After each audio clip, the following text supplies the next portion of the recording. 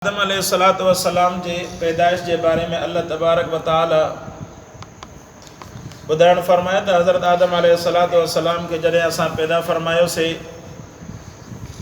त असां सभिनीनि खे हुकुम फरमायोसीं फ़रिश्तनि खे सभिनि सजदो कयो अल्लाह जे हुक्म ते लब्बैक चयो, इनकार कयो सिर्फ़ ऐं सिर्फ़ शैतान। इब्लीस इनकार कयो वञी हिन शइ जो त साईं मां सजदो न कंदुमि, छाजे करे? उन जो वजह उन इहो बयानु कयो त मूंखे तो ख़लक़तनी मिन नारिन व ख़लक़तहू मिन तीन, साईं मूंखे तो पैदा कयो बाहि मां ऐं हिनखे पैदा कयो तो मिटीअ मां। तंहिंजे करे उलमा फरमाईंदा आहिनि त सभ खां पहिरियों जेको गुनाह जेको सरज़द थियो उहो आहे तकब्बुर। जीअं चवंदा आहिनि न त बाबा सभ खां पहिरियों जेको आहे क़त्ल थियो या तकब्बुर थियो, ॿिन्ही मां कहिड़ो गुनाह थियो? क़त्ल त जेको हज़रत आदम अलैहिस्सलाम जे पुट जेको आहे काबिल हाबिल खे क़त्ल कयो, ऐं जेको गुनाह थियो सभ खां पहिरियां उहो तकब्बुर जो गुनाह हुयो, नाफ़रमानी जो गुनाह हुयो। तकब्बुर जे करे अल्लाह तबारक व तआला जी नाफ़रमानी थी। तंहिंजे करे फरमाइनि था त तकब्बुर हिकिड़ी अहिड़ी शइ आहे जेका इंसान खे ईअं सम्झो त ज़लालत जी इंतहा ते वञी करे पहुचाए। अल्लाह तबारक व तआला तकब्बुर खां सभिनी जी हिफ़ाज़त फरमाए। शैतान तकब्बुर कयो, जन्नत खां बि निकिरी वियो, आसमाननि खां बि अल्लाह पाक हुनखे तड़े छॾियो। काइनात जे तख़्ते ते जेसी ताईं या क़यामत क़ाइम थींदी तेसी ताईं शैतान जे मथां लानत वसंदी रहंदी ऐं आख़िरत में बि हुन जे लाइ जहन्नम, सिर्फ़ु तकब्बुर जे करे। माना चई त मां वॾो आहियां, सिर्फ़ु मां जे करे हमेशह जे लाइ तड़जी वियो। जेकॾहिं इहो सोचे हा न त मां छा थींदो आहियां, मुंहिंजे रब जो हुकुम सभु कुझु आहे, त इहो कामयाबु थी वञे। तंहिंजे करे अल्लाह पाक असांखे सबक़ ॾियणु फरमाए त इंसान मां कॾहिं बि न कजाए। मां जेका इंसान खे तबाह करे छॾींदी, हमेशह इंसान इहो सोचे त मां बानो आहियां पंहिंजे रब जी ज़ात जो, जंहिं रब जो मुंहिंजे मथां हुकुम थियो उन रब जे हुकुम ते मुंहिंजी लब्बैक आहे। ऐं जंहिं जीअं चवंदा आहिनि त जंहिंजो रब तंहिंजो सभु, जंहिं पंहिंजे अल्लाह जे हुकुम ते लब्बैक चई इहो बानो अहिड़ो कामयाबु थी पवंदो जो क़यामत जे ॾींहुं फरमाई। अॻिते क़ुरान फरमायो त जॾहिं जन्नत में दाख़िल थींदो त फ़रिश्तनि खे रब हुकुम फरमाईंदो त इन जे मथां मां अल्लाह जा सलाम हुजनि। अल्लाह तबारक व तआला जेको आहे पंहिंजे फर्मा बरदार बानी जी एॾी तारीफ़ बयानु फरमाई, उन जे लाइ रब साईं जन्नत खे वाजिबु करणु फरमायो। सो क़ुरान फरमायो त इन शैतान इनकार कयो, फरमाईंदा क़ाल फ़ख़्रुज मिन्हा फ़इन्नक रजीम, फरमाईंदा निकिरी वञ हितां, तूं लानती आहीं, तड़ियल आहीं। व इन्न अलैका लानत इला यौमिद्दीन, तुंहिंजे मथां लानत आहे क़यामत जे ॾींहं ताईं। क़ाल रब्बि फ़अंज़िरनी इला यौमि युबअसून, त उन वक़्त में शैतान खे इहो इरादो थियो त हाणे भला मां जो गुमराह थियुमि, मां जो तड़जी वियुमि अल्लाह जी रहमत मां। जीअं चुटो माण्हू हुजे न, चुटो माण्हू पाण जो नाफ़रमान, पाण जो बेनमाज़ी त ॿिए खे बेनमाज़ी बनाईंदो, पर जेकॾहिं पाण जो नमाज़ी हूंदो त ॿिए खे बि नमाज़ी बनाइण जी कोशिशि कंदो। बेनमाज़ी माण्हू ॿिए खे बि चवंदो छा थी यार नमाज़ अञा ज़िंदगी पई आहे, अञा ख़ैर आहे, का ॻाल्हि ई कोन्हे, रब गफ़ूर रहीम आहे। अहिड़े क़िस्म जा दलील शैतान जेके उन्हनि खे सेखारिया, जो पाण जो शैतान थियो न त ॿियनि खे बि शैतान वारी सिफ़त में लिस्ट में खणी करे बीहारींदो। तंहिंजे करे ईमान वारनि खे रब सबक़ सेखारियो त फरमाईंदा नाफ़रमाननि जे चवण ते तव्हांखे न आहे हलणो। पूरी दुनिया जे करे अल्लाह जी नाफ़रमान बंदी करे बीह रहे, तव्हांखे इहो सम्झणो आहे त मूंखे मुंहिंजे रब जो हुकुम आहे, मुंहिंजे अल्लाह जे हुकुम जे मथां मुंहिंजी जान क़ुर्बान थिए त भली थिए। भली सारी काइनात जेकॾहिं अल्लाह जे हुकुम खे इनकार करे बीह रहे, मूंखे पंहिंजे रब जो हुकुम सम्झी करे लब्बैक आमन्ना सदक़ना चवणो आहे। अल्लाह पाक कामयाबी उन बाने जे लाइ रखी। जीअं हज़रत बिलाल रज़ी अल्लाह ताला अन्हु जो तव्हां हाल ॾिसो, हबश जो रहंदड़, चेहरे मुबारक जो जेको आहे कोझड़ो, ऐं नस्ल ख़ानदान जे एतबार सां बि तहत वारो हेठि वारो नस्ल, पर हुन जे बावजूद जॾहिं मुहम्मद मुस्तफ़ा सल्लल्लाहु अलैहि वसल्लम जे हुक्म ते लब्बैक चई,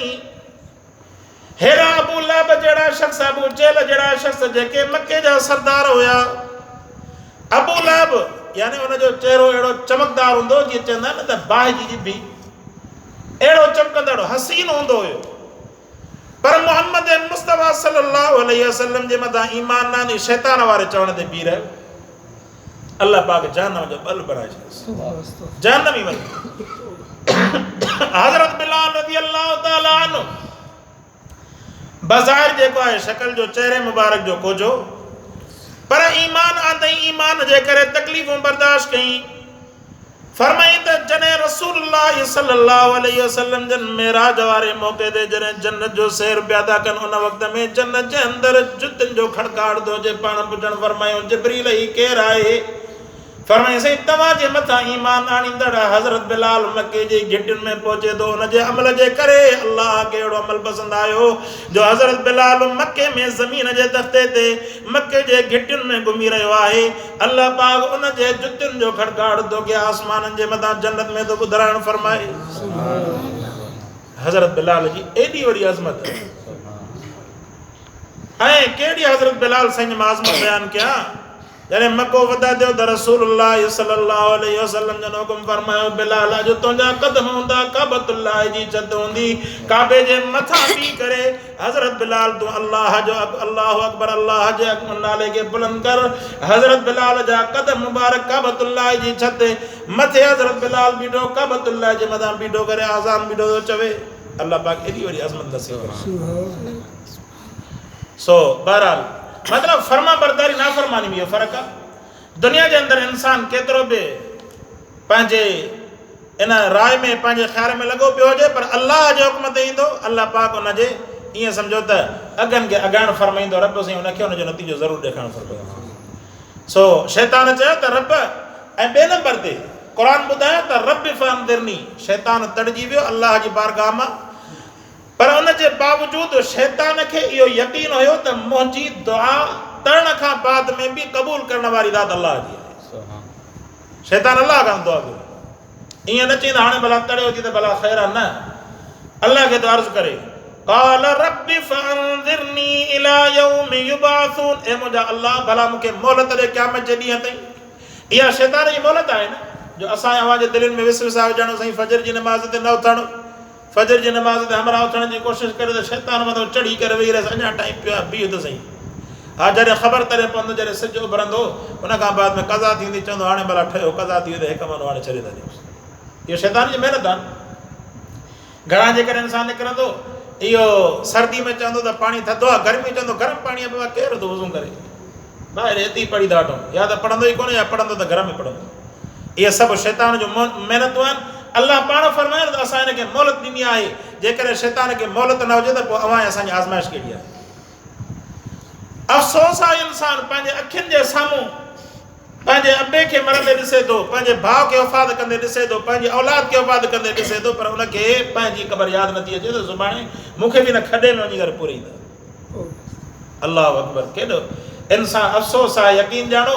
असांखे पंहिंजे मथां ख़्यालु थींदो आहे त कॾहिं ईअं न थिए जो अल्लाह तबारक व तआला जी पुछा असां खां थिए जो असां पंहिंजो हक़ अदा न करे सघंदा आहियूं।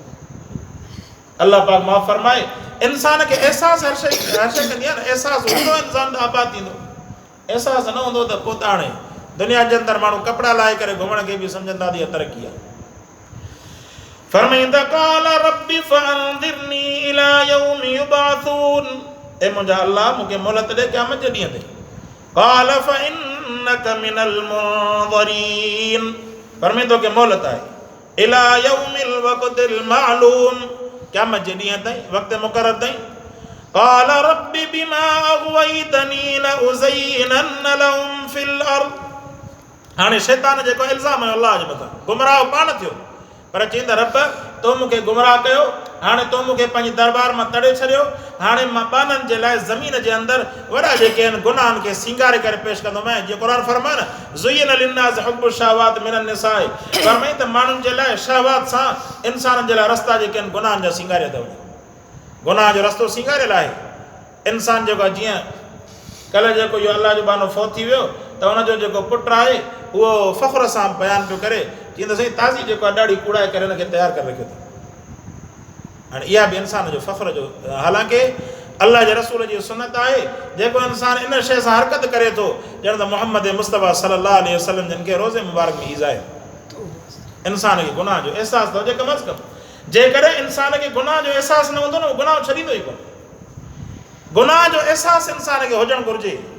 अल्लाह गफ़ूर रहीम आहे रब महिरबान आहे पर रब बख़्शींदो न बाने खे जंहिंखे कम अज़ कम पंहिंजे गुनाह जो इक़रार आहे जेके गुनाह जो इक़रार न आहे न इंसान काफ़िर थी वेंदो सो इंसान खे कॾहिं बि गुनाह जे कम ते कम अज़ कम फ़ख़ुर महसूसु न करणु घुरिजे सो शैतान चयो क़ाल रब्बी बिमा अग़वैतनी ए मुंहिंजा रब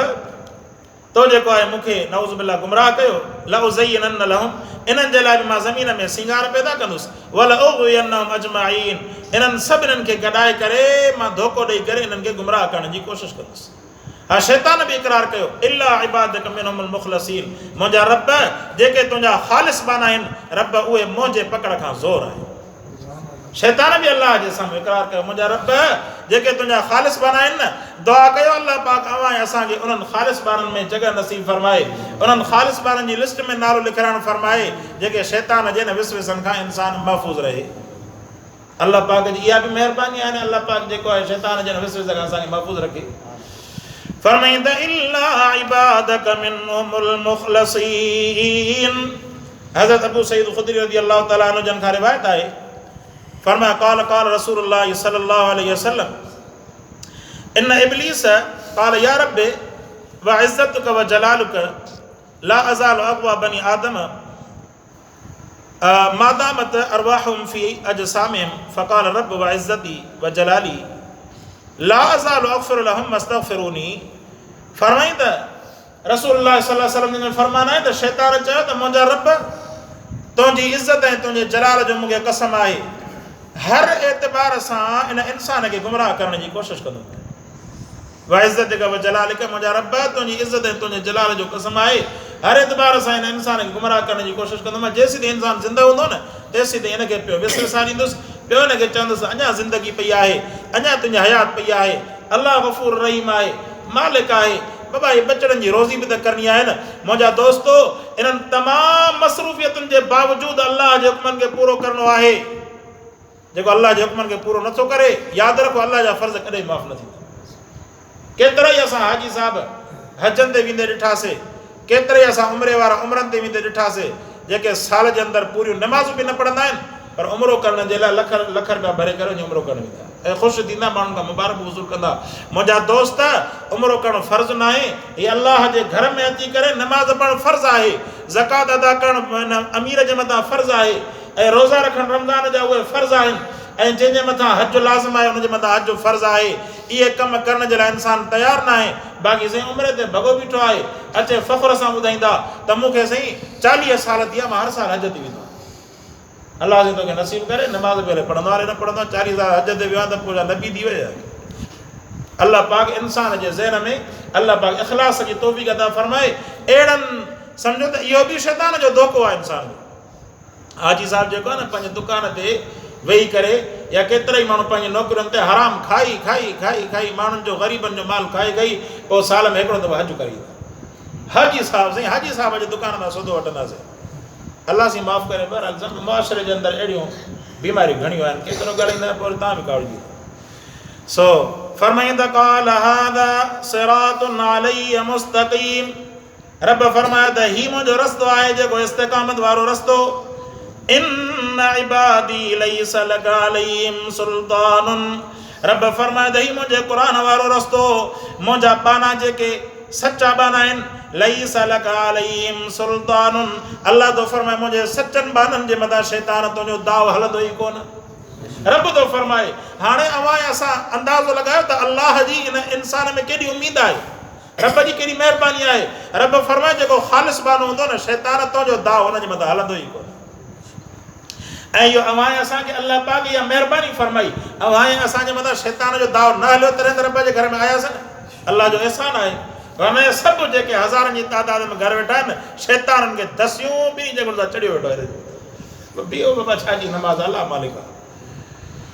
फरमाईंदा इन इबादी लैस लक अलैहिम सुल्तानुन इल्ला मन इत्तबअक मिनल गावीन रब फरमाए त मुंहिंजे ख़ालिस ॿारनि जे मथां तुंहिंजो दाव न हलंदो। हा, जंहिं तुंहिंजी ताबेदारी कई त उहो गुमराहनि मां थी पवंदो। व इन जहन्नम लमौइदुहुम अजमाइन, फरमाईंदा यादि रखो नाफ़रमाननि जे लाइ, गुमराहनि जे लाइ अलाह जो वाइदो आहे त सभिनी गुमराहनि खे, नाफ़रमाननि खे अलाह तबारक व तआला सभिनी खे गॾाए करे जहन्नम जे अंदरि उछलाइण फरमाईंदो। सभिनीनि खे गॾाए करे फरमाईंदा असां जहन्नम में हणंदासूं। अलाह पाक ड्रेजारियो, हेॾां जन्नत जी बिशारत बि ॾिनई, हेॾां वरी अलाह पाक जेको आहे जहन्नम जो दड़को बि ॾिनो। फरमाईंदा लहा सबअतु अबवाबिन, जहन्नम जा 7 दरवाज़ा हूंदा। लिकुल्लि बाबिन मिनहुम जुज़उम मक़सूम, फरमाईंदा हर दरवाज़े जे लाइ तक़सीम कयल बाना हूंदा, जंहिंजा जहिड़ा अमल हूंदा उन अमल जे मुताबिक़ जेको उन जहन्नम जे दरवाज़ो उनखे दाख़िल कयो वेंदो। हज़रत बिलाल रज़ी अल्लाह ताला अन्हु जन रिवायत आहे, फरमायो कान नबी सल्लल्लाहु अलैहि वसल्लम युसल्ली फी मस्जिद मदीना, पाण सल्लल्लाहु अलैहि वसल्लम जन मस्जिद मदीना में, मदीना वारी मस्जिद में नमाज़ में पढ़नि अकेला। पोइ हिकिड़ी पोयां आराबी औरत आई, फसलत ख़ल्फ़हु वलम यालम बिहा, रसूलुल्लाह सल्लल्लाहु अलैहि वसल्लम जन जे पोयां नमाज़ बि पढ़े ऐं साईं जेको आहे साईं खे ख़बर कोन्हे त इहा पोयां बीठी आहे। फ़क़रा रसूलुल्लाह सल्लल्लाहु अलैहि वसल्लम हादिल आया, रसूलुल्लाह सल्लल्लाहु अलैहि वसल्लम जन हिन आयत जी तिलावत करणु फरमाई, ला सबअतु अबवाबिन, फरमाई त जहन्नम जे लाइ 7 दरवाज़ा आहिनि। त पोइ जॾहिं उन एराबी औरत इहा ॻाल्हि ॿुधी, फरमाईंदा फ़क़रा रसूलुल्लाह सल्लल्लाहु अलैहि वसल्लम हादिल आयत लहा सबअतु अबवाबिन लिकुल्लि बाबिन मिनहुम जुज़उम मक़सूम फ़ख़रत अल अराबिया, फरमाईंदा उहा एराबी औरत जेका आहे इहा ॻाल्हि अरबी सम्झे त पई न लफ़्ज़, इहे अरबी जा लफ़्ज़ साईं जी ज़बान मुबारक मां क़िरात ॿुधी करे बेहोश थी करे उते किरी पई, फाको ॾेई करे किरी पई उते। फरमाईंदा समिअ नबी सल्लल्लाहु अलैहि वसल्लम, रसूलुल्लाह सल्लल्लाहु अलैहि वसल्लम जन आवाज़ ॿुधो हुनजे किरण जो। पोइ साईं जन नमाज़ खां बाद में जॾहिं पोइते वरिया, साईं जन पाणी घुरायो, फसब्बत अला वजहा, साईं जन हुनजा छंडा हयां हुनजे चेहरे ते, हता अफ़ाक़त, हता कि औरत खे इफ़ाक़ो थियो। वजलसत फ़क़ाल नबी सल्लल्लाहु अलैहि वसल्लम या हादी मा लके, फरमाया रसूलुल्लाह सल्लल्लाहु अलैहि वसल्लम, ए फलाणी तोखे छा थियो भला, तूं किरी पई बेहोश थी करे। फरमाईंदा फ़क़ालत अहादा शयउन मिन किताबिल्लाहिल मुनज़्ज़ल औ तक़ूलु मिन तिलक़ाइ नफ़्सिक, फरमाईंदा ही जेके तूं लफ़्ज़ पढ़े पियो इहे अल्लाह जे किताब में नाज़िल थिया या तूं पंहिंजे ज़बान सां थो पढ़े, पंहिंजे नफ़्स खां थो पढ़े। फ़क़ाल या अराबियत, फरमाईंदा बल मिन किताबिल्लाहि तआला अल मुनज़्ज़ल, फरमाया रसूलुल्लाह सल्लल्लाहु अलैहि वसल्लम जन इहे अल्लाह जे किताब जा लफ़्ज़ आहिनि, मुंहिंजा पंहिंजा लफ़्ज़ न आहिनि। फरमाईंदा हर मुंहिंजो उज़ो जेको आहे जहन्नम जे दरवाज़े खां दाख़िल थींदो। पाण साईं फरमाईंदा हा, फरमाईंदा बल लिकुल्लि बाबिन मिन जहन्नम मिनहुम जुज़उम मक़सूमुन युअज़्ज़बु अहलु कुल्लु मिन्हा अला क़द्रि अमालिहिम। वक़ालत वल्लाहि इन्नी इम्राअतुन मिस्कीनतुन, त हुन औरत चयो त अल्लाह जो कसम मां औरत मिस्कीन आहियां, मां ग़रीब आहियां, माली माल मूंखे माल कोन्हे, व माली इल्ला सबअतु आबुदिन, फरमाईंदा मूं वटि सिर्फ़ु माल जेको आहे 7 बाना आहिनि। अशहदु का या रसूल अल्लाह, ए अल्लाह जा रसूल मां तोखे गवाह थी बनायां, अन लिकुल्लि अब्दिन मिनहुम अन कुल्लि बाबिन मिन अबवाबि जहन्नम हुर्रन लिवजहिल्लाहि तआला फताउ जिब्राइल फ़क़ाल, फरमाईंदा अल्लाह जी रज़ा जे ख़ातिर मां उन्हनि 7 जेके बाना आहिनि न मूं वटि, मां उन्हनि 7 बाननि खे आज़ादु थी करे छॾिया, 7 बाननि खे आज़ादु थी करे छॾिया। फरमाया रसूलुल्लाह सल्लल्लाहु अलैहि वसल्लम जन फरमायो, फरमाईंदा उन वक़्त में अल्लाह जे तरफ़ खां जिब्राइल अलैहिस्सलाम आयो, उन अची करे गवाही ॾिनी। फरमाईंदा फ़क़ाल या रसूलल्लाह सल्लल्लाहु अलैहि वसल्लम, फरमाईंदा अल्लाह जा रसूल बशरिल अराबियत अन अल्लाह क़द हर्रम अलैहा अबवाब जहन्नम कुल्लहा व फुतिह अला अबवाबुल जन्नत कुल्लहा, फरमाईंदा मुंहिंजे रब तुंहिंजे मथां जहन्नम जा 7 ई दरवाज़ा हराम करे छॾिया, तुंहिंजे लाइ अल्लाह पाक जन्नत जा दरवाज़ा खोलण फरमाया। जिब्राइल अलैहिस्सलाम अची करे उन औरत जे लाइ ख़ुशख़बरी ॾिनी। फरमाईंदा इहे आहिनि न जिन जेको आहे पंहिंजा रसूलुल्लाह सल्लल्लाहु अलैहि वसल्लम जन खे फरमाए अर्ज़ु कई त साईं तव्हां गवाह थी जो मूं वटि माल न आहे, साईं मूं वटि जेके आहिनि 7 बाना आहिनि, उन्हनि खे अल्लाह जी रज़ा जे ख़ातिर आज़ादु थी करे छॾिया। फरमाया रसूलुल्लाह सल्लल्लाहु अलैहि वसल्लम जन जिब्राइल अलैहिस्सलाम उन वक़्त में अची करे ख़ुशख़बरी ॾिनी, मुंहिंजा हबीब हिन खे ख़ुशख़बरी ॾे, तुंहिंजे लाइ जहन्नम जे दरवाज़नि मां दाख़िला हराम, तुंहिंजे लाइ रब जन्नत जा दरवाज़ा खोलण। अल्लाह पाक महिरबान आहे। ऐं जीअं मूं अर्ज़ु कयमि त रब साईं पाण सल्लल्लाहु अलैहि वसल्लम जन फरमायो त शैतान चयो त मुंहिंजा रब मां तुंहिंजे ॿारनि खे हर तरफ़ खां अची करे गुमराह करण जी कोशिशि कंदुसि, हर तरफ़ खां अची करे गुमराह करण जी कोशिश कंदुसि फरमाई त पोइ जॾहिं इहो शैतान पंहिंजी महिनत में लॻो पियो हूंदो मुंहिंजे रब फरमाई त तूं गुमराह करण जी कोशिश कंदे पर मुंहिंजो बानो अची करे जॾहिं सचे दिलि सां अची करे तौबा कंदो त मां वरी बख़्शण में देरि बि न कंदो अल्लाह जी महिरबानी एतिरी आहे फरमाई त बाने जो कमु आहे त सची दिलि सां तौबा करे पाण साईं फरमायो सचे दिलि सां तौबा करण जे लाइ 3 शर्त आहिनि हिकिड़ो माण्हू उन गुनाह खे छॾे ॾे ईअं न त गुनाह हलंदो रहे तौबा बि कंदो रहे गुनाह हलंदो रहे तौबा बि कंदो रहे अॼु जेको आहे ख़बर ॾिसां पोइ मां हिकिड़ी BBC जे त उन में जेको आहे हिकिड़ो जेको हूंदो आहे न खदड़ो फ़क़ीर जेको आहे उहो चए पियो असांजी जॾहिं असां इहो कॾहिं कॾहिं वीडियो जेको आहे ठाहे करे मोकिलींदा आहियूं न त माण्हू जेके आहिनि असांजी वीडियो ॾिसी करे पोइ चवंदा आहिनि त अस्तग़फिरुल्लाह हाणे हिननि जी कमी रहिजी वई जीअं असांखां खिल निकिरी वेंदी आहे चवंदा आहियूं त अस्तग़फिरुल्लाह पढ़नि बि उहे था जेके ॾिसनि बि असांजी डांस था खदड़ो पर केॾो अकुलु वधो सम्झो था न ॻाल्हि खे माना ॾिसंदा केॾो अकुलमंद हुयो हुनजे अकुलमंद अंदाज़ो लॻायो त जेको आहे उहो चए पियो छेंद जेको आहे इहो मूंखे खिल वठंदी आहे इनजे करे जो ॾिसंदा आहियूं त अस्तग़फिरुल्लाह चवनि उहे था जेके नचण बि असांजो था ॾिसनि ॿुधी मरो त हू बि नफ़सानियत खे सम्झंदा उहो बि अकुलमंद हुयो त बाबा अहिड़े मतिलबु त अहिड़े अस्तग़फ़ार चवण जो फ़ाइदो कहिड़ो ॾिसे पाण असांजो न चवंदो वरी अस्तग़फिरुल्लाह थो चए असांजे मथां त इहो कमु न हुजे माण्हू पहिरें नंबर ते इहो आहे त गुनाह खे इंसानु छॾे ॾे ॿियो गुनाह जे मथां पिशेमानी हुजे ऐं आइंदा न करण जो पको इरादो करे 3 शर्तनि सां जॾहिं बानो तौबा कंदो त अल्लाह पाक हिन बाने जी तौबा खे माफ़ कनि फरमाए अल्लाह पाक खां दुआ आहे अल्लाह साईं क़ुर खे सम्झण अमल करण जी तौफ़ीक़ अता फरमाए वाख़िर दावाना अनिल हम्दुलिल्लाहि रब्बिल आलमीन